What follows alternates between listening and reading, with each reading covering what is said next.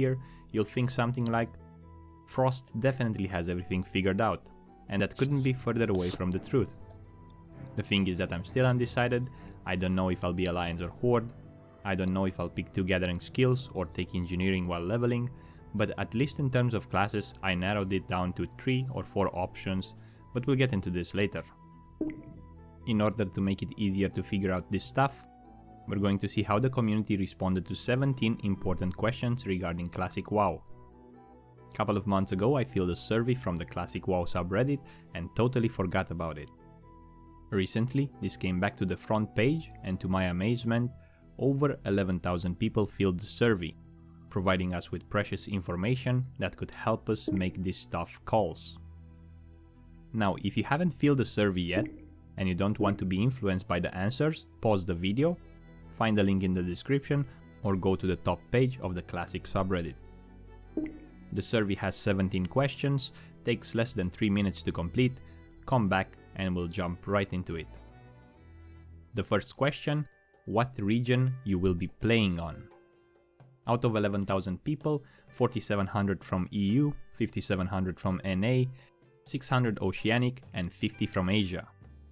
The very first thought that went through my mind was that this survey is filled by a Reddit community, and it only makes sense that there would be more people from the USA, as they are known for using Reddit more religiously compared to other regions.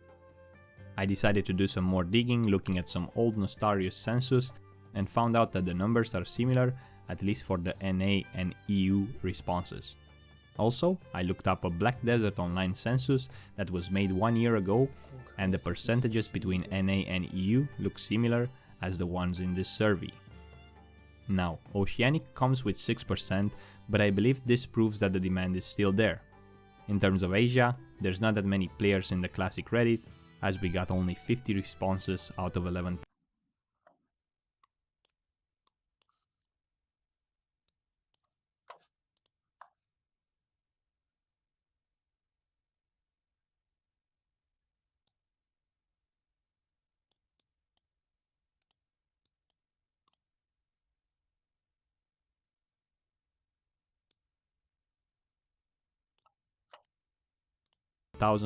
But I'm pretty sure they have other communities and the demand is definitely there.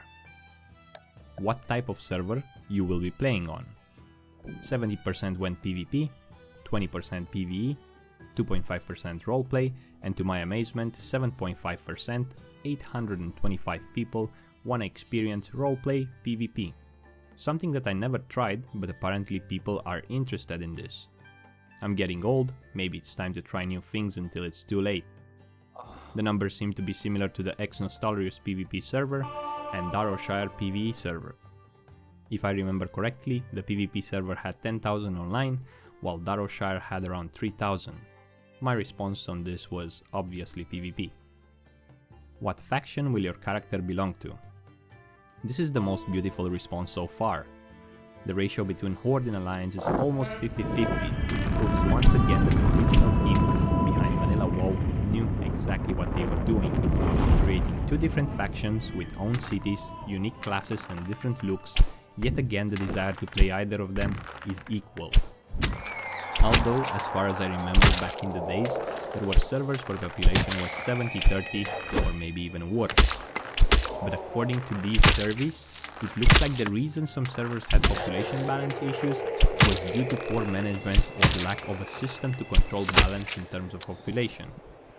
I really hope the Classic development team figures out a way to manage a healthy balance on the upcoming Classic, because this will affect the quality and longevity of each server.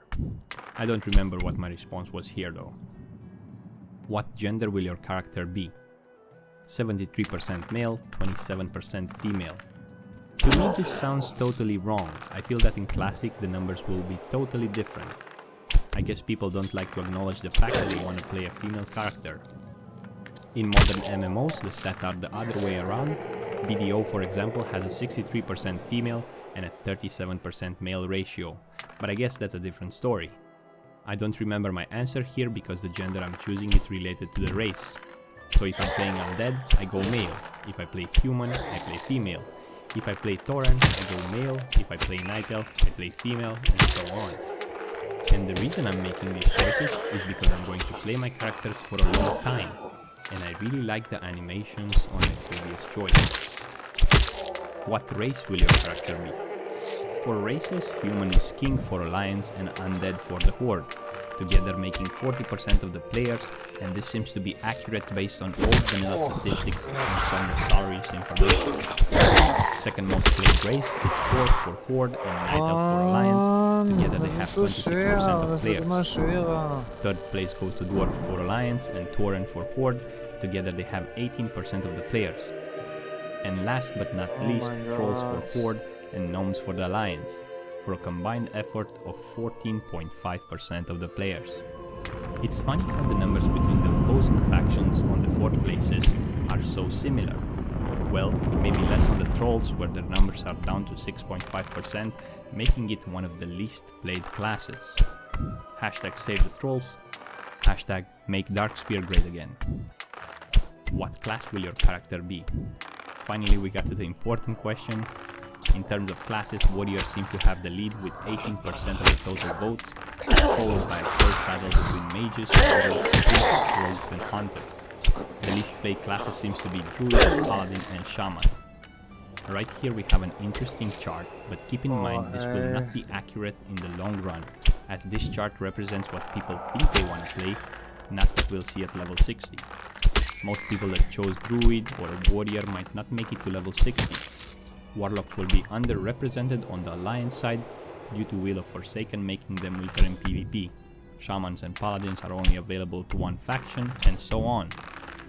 Here we have a chart from a populated private server showing the Alliance on level 60.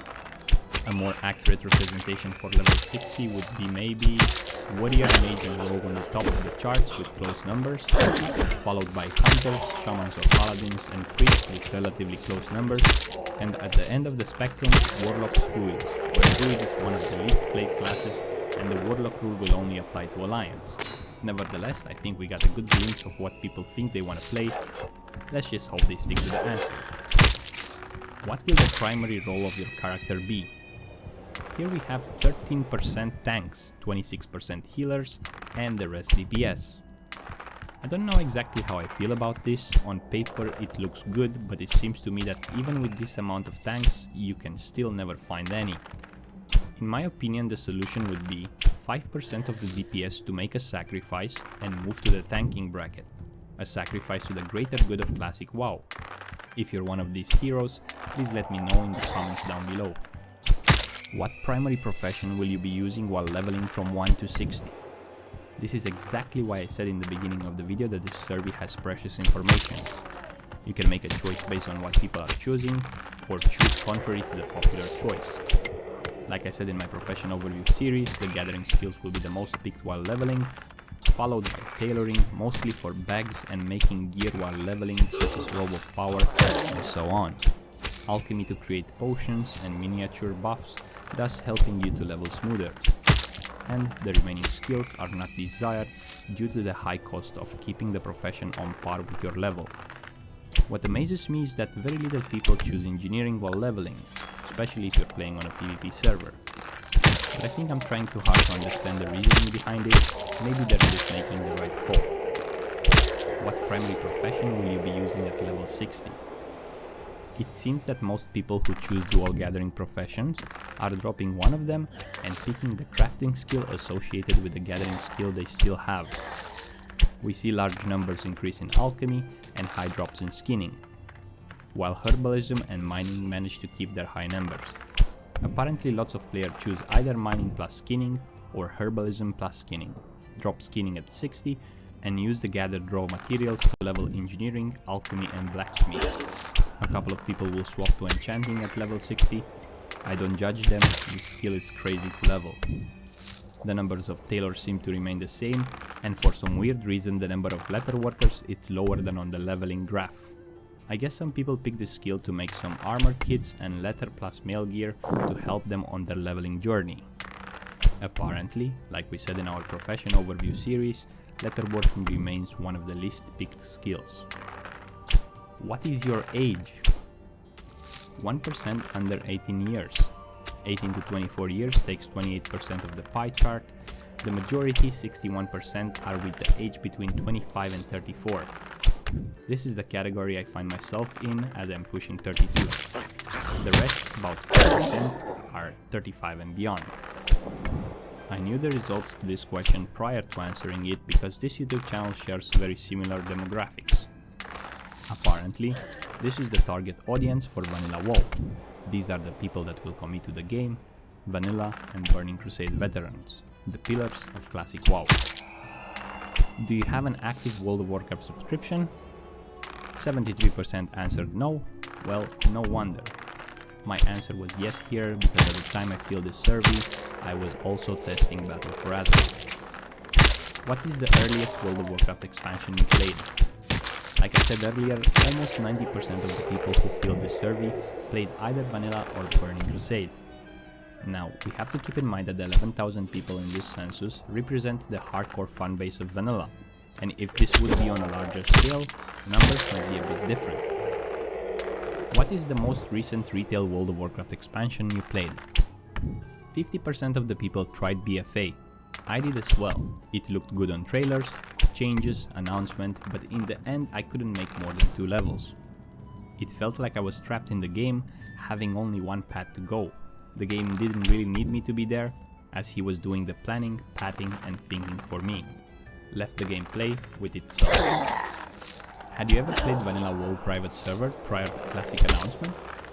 I honestly feel bad for the 29% that didn't even try a private server. I mean, not to play it religiously, just to log in and check out Elven Forest or Durotar. Well, I guess some people have integrity. Will you roll the same class as your previous main, or try a new one? 40% of people will roll the same class, business as usual. I guess these are the pure no changes people. 25% will roll a class that they have knowledge to some extent, and 34% will take risks and try something new.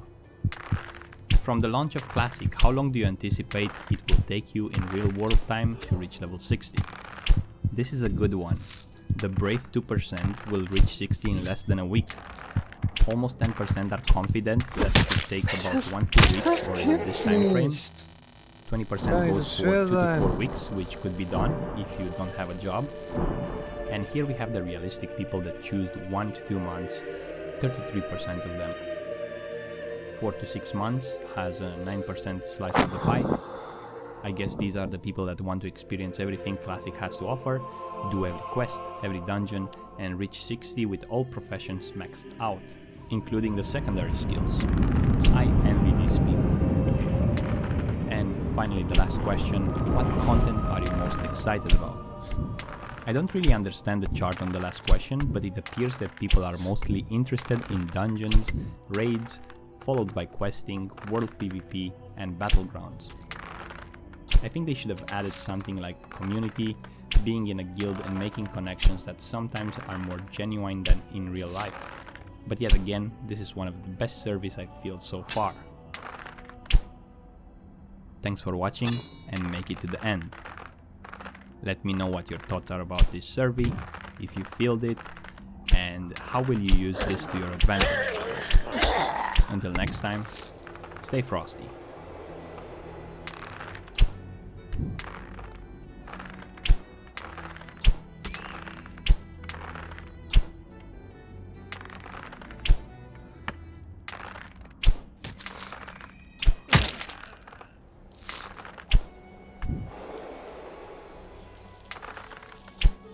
Hello everyone, Frost here.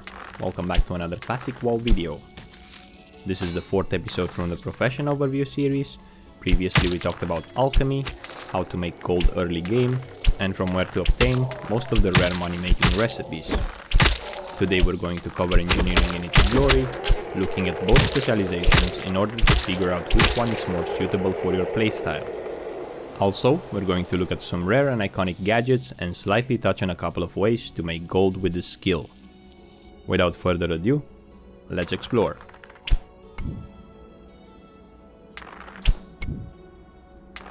Engineers take advantage of their inventiveness to create an immense and occasionally random variety of helpful items. By thinking precisely and tolerating malfunction and misfires, an engineer can make utterly unique objects. Sight-enhancing gadgets, potent guns, robot pets, a variety of bombs, grenades, and many unusual trinkets. Successful engineers use their inventions to solve problems and make life easier, faster, better for themselves and their companions. It's very common for engineers to also specialize in mining. The metals and ores they procure serve as building materials for their inventions. Out of the primary professions, engineering has always been the weirdest one. It feels like Blizzard took every crazy idea they could think of and made a schematic out of it. Apparently nothing was off the table. The resulting profession has huge diversity and utility. Most importantly, engineering is heck of a lot of fun. As you progress in your studies as an engineer, you'll be given an opportunity to choose a specialization. After completing a unique quest, you can specialize in either Goblin or Gnomish schools of engineering. Each school specializes in crafting unique items, some of which aren't available to the opposing style of craftsmanship. On the left side of the screen we have Gnomish engineering, and on the right side we have Goblin engineering.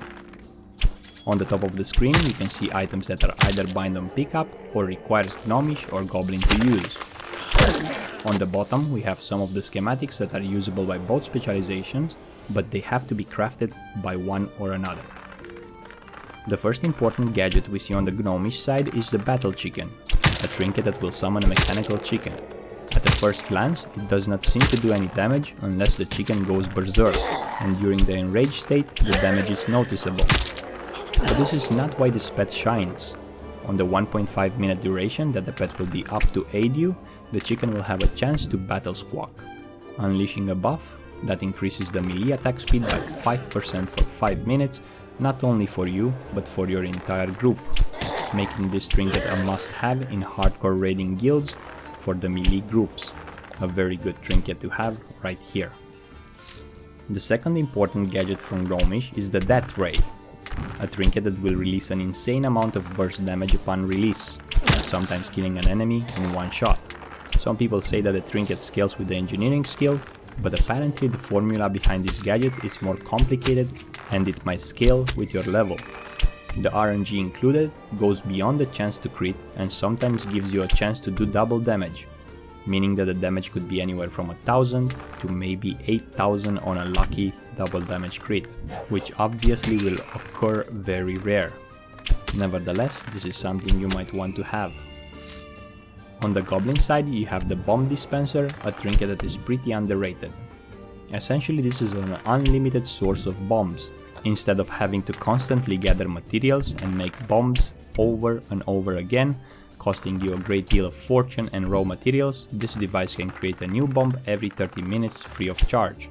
On the long run, this can save you money and be very useful both in PvP and PvE. Goblin Construction Helmet will be useful for a while in Molten Core and Onyxia for fire resistance, and the On-Use Absorb buff can keep you alive on a Ragnaros fight, for example, which can lead to a progression kill. Anyway, the helm will serve for a different purpose since it's used as a reagent in crafting the Goblin Rocket Helmet. Most people will choose to go Gnomish engineering, leaving part of the market open for business as a Goblin engineer. I think we're doing an injustice to Goblin engineering so far, since we haven't discussed about the Sapper Charges and the Goblin Mortar. Sapper Charges are a great way to get rogues out of stealth or cause some nasty AoE damage in PvE. The Mortar can also cause nasty AoE damage. On top of this, stun everything in a 5-yard radius for 3 seconds. This will have use in both PvP and PvE. At this point you'll be like, yeah Frost, but these are bind on equip and you can ask a Goblin to make them for you. And while that is true, do you really want to look for a Goblin engineer each time you need the sappers? Do you want to build a new mortar trinket each time the 6 charges are consumed? It's far more convenient to be able to craft your own sapper charges, and it's way more cheaper to reload your mortar instead of creating a new one. Not only that, but you will be able to make some gold out of this on the long run. The transporter trinkets can serve as a hint in choosing Gnomish or Goblin engineering, because even if these items are BOE, they require a specialization to use. The question is, where do you want to port more often, Gatchazan or Everloop? We'll talk more about this later on. Normally the basic rule would be melee DPS goes for Gnomish, range DPS goes for Goblin. Now, if you choose to have engineering for the whole iteration of vanilla, the hardcore strategy is to get Gnomish, craft all the bind and pickup and unique stuff, then abandon engineering and relearn it as Goblin. This means you'll have the usable stuff from Gnomish, while being able to craft the consumables from the Goblin. Once you choose your path, it doesn't really matter anymore, because all the other recipes are drops available to both paths, so it doesn't make much of a difference. Now that we covered the path of an engineer, let's look at some notable schematics. Grenade. If you tell someone that you're going to roll engineering, they'll be like, oh, grenades, nice. Well, to be honest, this skill is mostly known by the use of grenades. And they're just too good. Imagine them as an extra 31-point talent to use in both PvP and PvE. But let's not go too far with this, as engineering has way more to offer. Grenades can be used in a variety of situations. Stopping an enemy from kiting you, deal an extra amount of damage, predict and cancel incoming crowd control, and so on. Throwing your grenades requires a bit of practice, but eventually you'll master the art of throwing. Most common will be the iron grenade, since they're cheap to make, but some rich people will choose the thorium ones because that extra chunk of damage can be the difference between a win or a corpse run. Field Repair Bot 74A. Looted from an object deep within the Blackrock depths, the repair bot is an essential raiding tool in vanilla. Without such a bot, the only other option is for everyone to heart out, repair back in time, and reassemble. It's also a handy appliance when Nefarian breaks your hunter's weapons. The bots are consumable and expensive to make, but this gives you the opportunity to become the hero for one raid or dungeon after wiping over and over. The morale is down. Popping a repair bot will bring the smiles back to people's faces, a price that I would gladly pay. Ultra Flash Shadow Reflector. This trinket will increase your chance of winning against a warlock or a shadow priest by at least 50%. On top of the passive 20 shadow resistance, you get to reflect their spells for 5 seconds on a 5-minute cooldown. This works for everything that is shadow: fears, shadow bolts, mind blasts, death coils, and so on. Speaking of reflecting every shadow, when Dragons of Nightmare were first released, it was possible to use this trinket on Emeris, reflecting the Corruption of Earth ability. Essentially, once you got him to 75%, you could have reflected his own ability and kill him immediately. This was obviously patched the very next week. The schematic will be a bit hard to acquire early game, as this drops from the Crimson Inquisitor in Strat Scarlet side. The drop chance is under 4% and the number of the mobs is limited. The recipe will be very sought after and very valuable, as crafting this for other engineers will result in big fees, thus making you some decent amount of gold. Hyper Radiant Flame Reflector, a perfect trinket for Molten Core and other fire-based raids where fire resistance is required. Reflecting a big spell feels great in PvE, and it's hilarious in PvP because who does not want to see a Presence of Mind Pyroblast mage dying to his own misfortune? Or maybe a warlock that got a bit older trying to cast a Soulfire. Not to mention the elemental spec mages, which seem to be a huge problem in PvP scenarios. The schematic drops with a 6% chance from Solakar Flamerat in Upper Blackrock Spire, a boss that is usually skipped by most groups for unknown reasons. Maybe Leroy Jenkins has something to do with this. Nevertheless, get good at begging because you'll want to beg your group to kill this boss. Getting these schematics early game will make you some decent amount of gold from the crafting fees, same as the Shadow Reflector. And if by any chance you're watching this video and you're not an engineer, don't try to ninja this because it will ruin your reputation. Gyrofreeze Ice Reflector. On a fresh server experience, frost mages are so abundant, they appear like mushrooms after rain. Having this will definitely make your life easier in PvP. This also has the most frost resistance on a trinket slot, which makes it viable for Naxxrama's frost resistance gear. Also, you can equip 2 of these for a combined 30 frost resistance on the trinket slots alone. Keep in mind that they share cooldown. You can purchase the recipe from Fizzbolt in Kannst du Everlook, fucking hart sein, Alter. Ultra Safe Transporter Gatsuzan, and Dimensional Reaper Everlook. Quests in vanilla will send you all over the world. With an hour cooldown on Hearthstones, the teleports allows you to skip a lot of travel time. That if you survive the journey. The teleporters aren't great when it comes to the Z-axis, and helpless engineers would sometimes find themselves teleported 1,000 feet above the ground. This is where the parachute cloak comes in handy. Make sure to equip it before teleporting for a slower and less deathy journey to the ground. The rocket boots.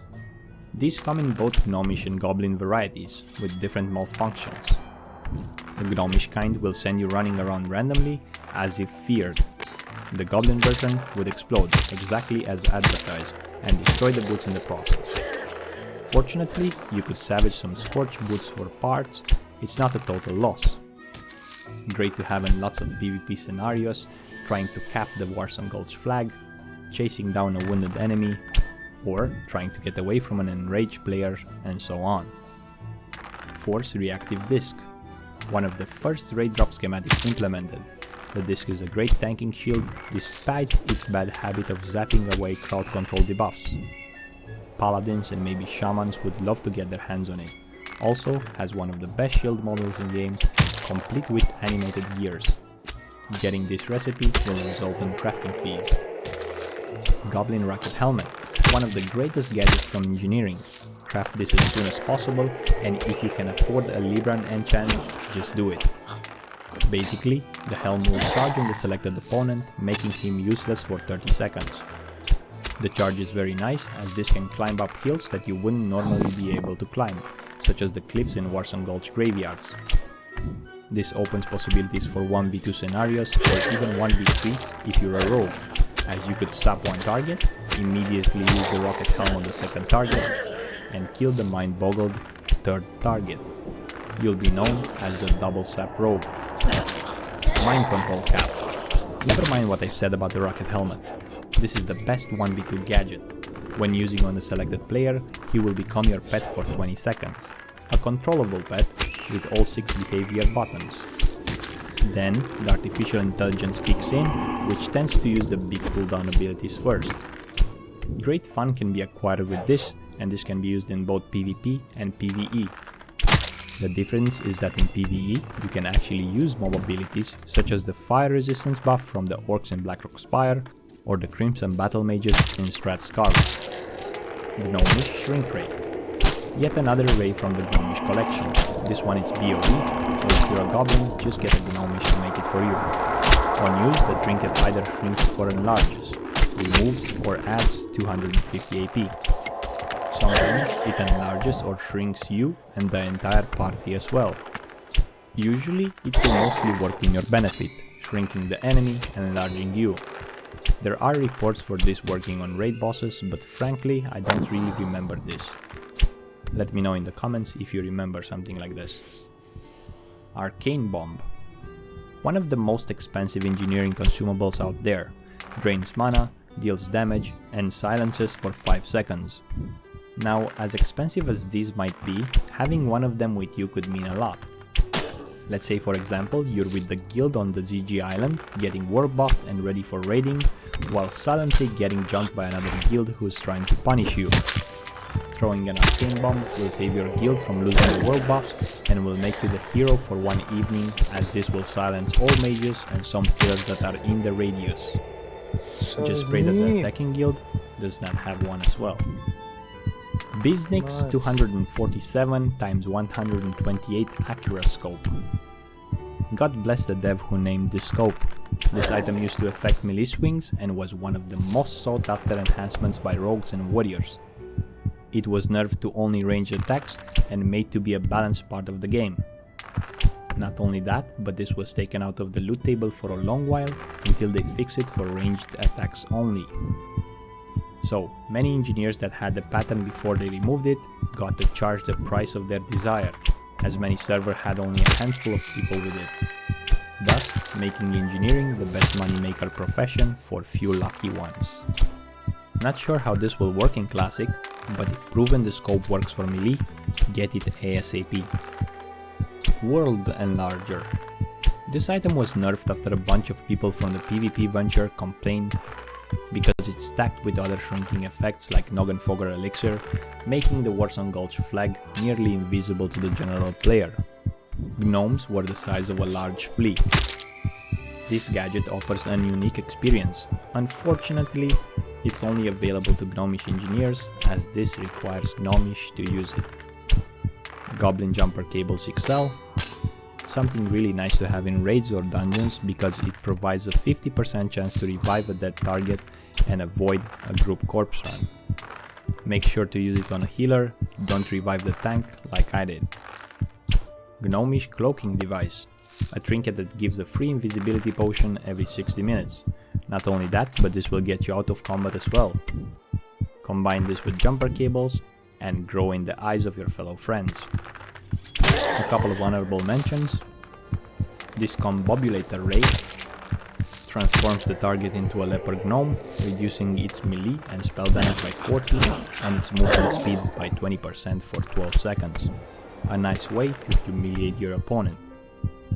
Green Lens, rare cloth helmet with 10 stamina and random stats upon crafting, such as 36 frost power, 55 healing, and so on.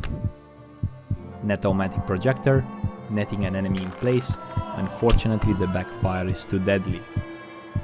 Seaphorium Charge offers the possibility to blast locked doors and chests, good to have for Dark Maul doors, Scholomance, and so on. A couple of ways to make gold with engineering, on top of the ones we previously discussed regarding the rare recipes, are making salt shakers for leatherworkers. In a bizarre attempt to synergize engineering with leatherworking, Blizzard added this item in patch 1.11. The shaker created a salt that could cure rugged hide, and only a leatherworker could use it on a 3-day cooldown. There are a variety of quests that require engineering parts in order to complete. The Warsong supply quest in Ashenvale will need Deadly Blunderbuss. The Gyro Watt quest in Badlands requires a Gyrochronatum.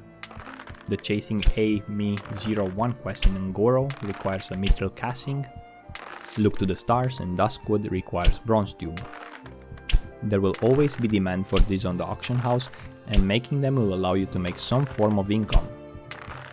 Other than that, crafting goblin stuff for Gnomish engineers and vice versa will be viable as well, but the real gold will come from acquiring the rare recipes we previously discussed. Nevertheless, engineering is not necessarily known for being a money-making profession, but if you really want to know, please follow my Rags to Riches series on the channel, as I will discuss more in depth some of the methods. With no doubt in my mind, I can state clearly that engineering is definitely the most fun profession in World of Warcraft. Offers unique advantages that in the end will make you a better player, both in terms of gameplay and player interaction. If you choose to be an engineer, I wish you the best luck in acquiring your rare schematics and outthinking your opponents. But just the simple fact that you choose this profession will not magically make you better at PvP. Engineering has a learning curve and requires some sort of add-ons to assist you. Add-ons such as trinket menu, item rack, and so on. This will make the skills easier to reach, check their cooldowns, and select whatever is best for a certain situation. In the end, it's all about practice. Thanks for watching, I hope you enjoyed and maybe learned something new. If you did, make sure to drop a like and a comment down below. Let me know if I missed something important from engineering. Also, while you're here, you might want to join my Discord, found in the description of the video. This game's so hard. Until next time, stay frosty.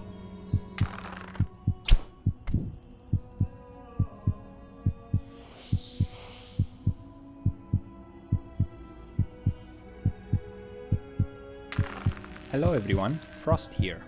Welcome back to a new classic WoW video. This is the 4th episode from the Rags to Riches series. Previously we talked about how to get gold quickly if past level 40 and you still don't find yourself in the position of owning a mount.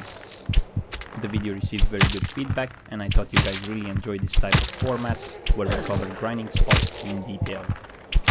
Today we're going to do something similar, but instead of touching the low level zones, we're going to explore an endgame spot. one of my favorite vanilla places to acquire gold from. We're going to see how much gold can be made per hour and what professions are great to have in order to become more efficient.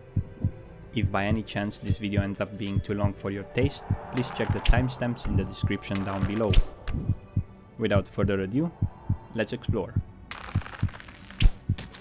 In order to do this, we have to venture into the Eastern Plaguelands, once known as Daromir Forest, a place that used to be beautiful and brimming with farms and small villages. The regional government was centered around the city of Stratholme, the largest city in Lordaeron.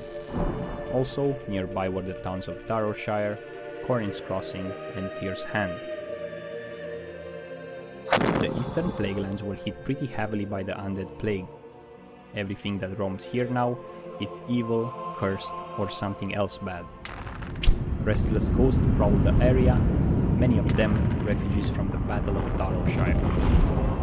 It all started when Kel'Thuzad was given a charge by the Lich King Ner'zhul to create the Cult of Damned and spread the plague of undead through the human lands of Lordaeron. They succeeded at this by infecting the agricultural hub of Underhall and delivered the plague-infected grains to the surrounding towns in Lordaeron. Arthas and Jaina discovered Kel'Thuzad and the cult infecting the grain stores. Immediately, they raced to the region capital Stratholme, only to find they had been too late, and the city has been infected. Arthas, realizing the citizens would soon become walking undead, orders the city to be purged. Lord Uther and Jaina objected to the mass slaughter. Arthas, in his rage, disbanded the Knights of the Silver Hand and exiled any who would refuse his order. To her shock and dismay, Jaina with Uther left as they couldn't be part of the purge, while those that remained loyal to Arthas joined him in slaughtering the corrupted population, which ended in Arthas setting the capital city of Stratholme in flames. Something snapped in Arthas that day. His inability to stop the plague sent him down the cold, lonely road he would soon follow. The fires burn to this day. And to this day, Naxxramas remains dormant, floating above the Eastern Plaguelands, the citadel of evil, the seat of Kel'Thuzad's plan, from which he oversees the Scourge and heeds his lord's command. A dreadful dawn is rising in the east as the Lich King Dark Minions prepare to descend upon Azeroth. Soon, the Scourge will march again, and this time there is no prophet to speak the warning, no gallant knight to fight the coming darkness, no legendary hero to thwart the monstrosity of the Shadow Curse. Who, then, will be the fire that burns against the cold, the light of hope that prevails beneath the shadow of the necropolis?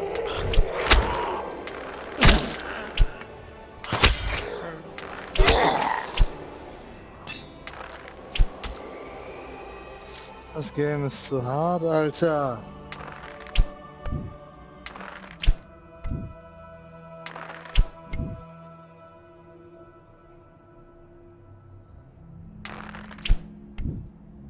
The reason we're venturing into this plague-infected dangerous place is to kill the plague bats, mobs with one of the best loot table in game, at least in terms of grey items.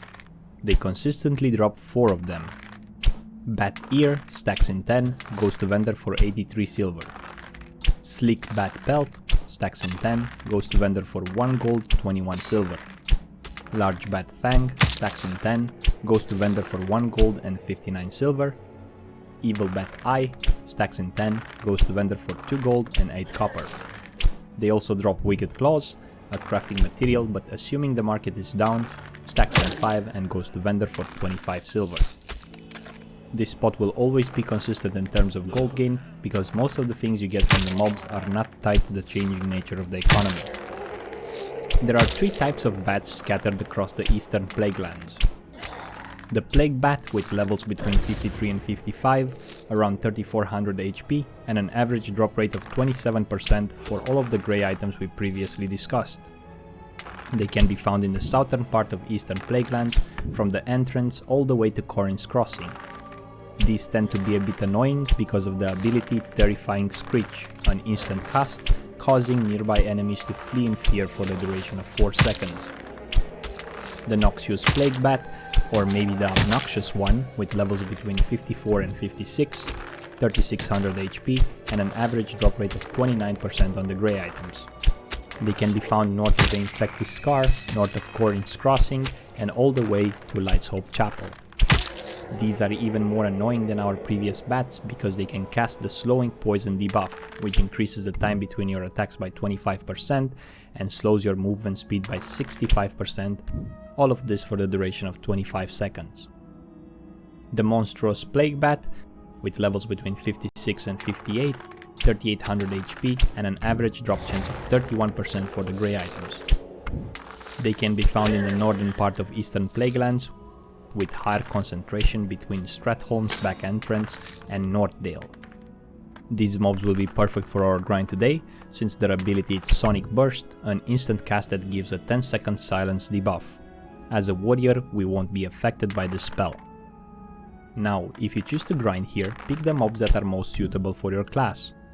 For example, casters should stay away from the Monster Plague Bat because the silence will make the grind pretty inefficient, unless your caster is very well geared and your killing speed and class knowledge is high. If your class has an ability to remove the poison debuff, the Obnoxious Plague Bat would be a good choice. If you're playing a pet class like Hunter or Warlock, choosing the Plague Bats would be a good idea because they will fear your pet instead of you and the kill speed would be significantly higher than other classes.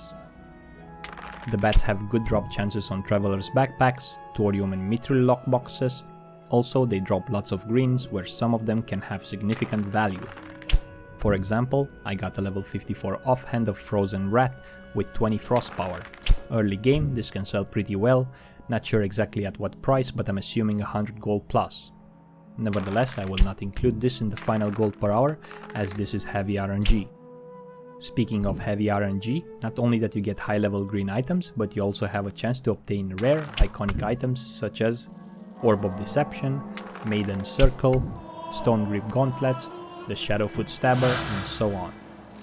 Not only this, but these mobs can drop the second wave of epic, rare and expensive items such as Stockade Shoulders, Skullflame Shield, Crawlblade, Myrmidon Signet, Axe of Deep Woods, and so on. Don't get your hopes high on this, the point is that this grind is a bit tedious and annoying. Knowing that there's a small chance to obtain one of these items will help you stay motivated and grind more gold. I spent in total grinding at this spot around 2.5 hours on the northern part of the map. Killed on average 350 bats, mostly monster bats. I managed to make 129 gold with vendoring everything, which puts me on 51 gold and 60 silver consistent per hour. I could have got 15 more gold from selling the letter to the auction house and about 15 more gold from the green items if they were disenchanted or listed at the market. I did not get any Traveler's Backpacks, something that usually drops here. However, I did get an offhand with a high value that we did not include in this sum up because it's RNG. Now, these numbers will differ on live servers due to competition, lack of gear to speed kill, getting killed in PvP, and a number of other situations that I cannot think about right now. Early game, with an average feared character, you could probably pull 40 gold per hour, assuming that you sell your stuff on the auction house. And late game, some skilled players or classes like hunters could push the numbers up to 60-70 gold per hour. The grind was made to show the potential of the spot, and I think we got a good estimate of what we can get from here. If you choose to go on this grind, note that this can be annoying as hell, so try to watch some TV series or a stream in the process to keep yourself sane. Keep in mind that there's always a chance to get a jackpot to drop, and even if it doesn't, mobs sometimes will drop 3 grey items worth 50 silver, or sometimes all 4 of them. In the end, it's pretty rewarding. Now that we covered the spot in terms of consistency, let's explore a couple of ways on how we can improve this grind, getting the most out of it. Professions. In terms of professions, all 3 gathering skills are viable. With mining, there's lots of true silver, thorium and rich thorium veins. If you spend enough time here, you can get a couple of thorium stacks and maybe some arcane crystals. Make sure to choose the grinding location close to the edge of the map or around the surrounding hills. With herbalism, it's a different story. Greenfoil and Plague Bloom is quite abundant in eastern Plaguelands. If lucky enough, you could also find 1 or 2 Black Lotus. This skill is perfect to have while grinding here, especially if you're grinding before or during the release of new content, as this will increase herb prices significantly. Skinning seems to be the most consistent. This will increase your gold gain per hour on average with 30%, yet depending on the letter prices on your current server. The mobs I've grinded were between level 56 and 58, which gave me an 80% rugged leather and 20% thick leather gain. If you're killing the lower level bats, your numbers will be different.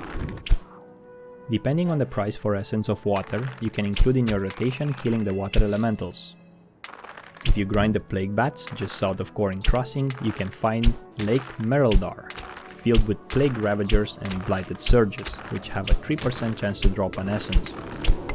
If you kill the Obnoxious Bats, like Blackwood in the middle of the map, it's hosting Blighted Horrors and Plague Monstrosities, which have a 5% chance to drop an Essence. If you choose to grind the Monster Bats, the small lake in Northdale is also hosting a couple of elementals. Same ones as Blackwood Lake, but here you can increase the range of your rotation between the two lakes. Essence of Water price sometimes goes up to 10 gold, and getting a couple will increase your gold gain by a lot. As you carry yourself around the map, you could also kill the Carrion Grub and the Carrion Devourer, as these mobs have a 5 to 8% chance to drop the Larval Acid, a crafting material used in crafting nature resistance gear and Hide of the Wild. Check the price on the auction house first to see if it's worth it. Sometimes the Larval Acid can go up to 5 gold. I think we made this video longer than required, but as requested by most of you, it seems to me that longer equals better. Thanks for watching, hope you enjoyed. If you did, remember to like this video. I shared my favorite grinding spot with you, maybe you can share yours in the comments down below. Or just leave some feedback, as we read all the comments and this is really appreciated. Computer, until next time, stay frosty.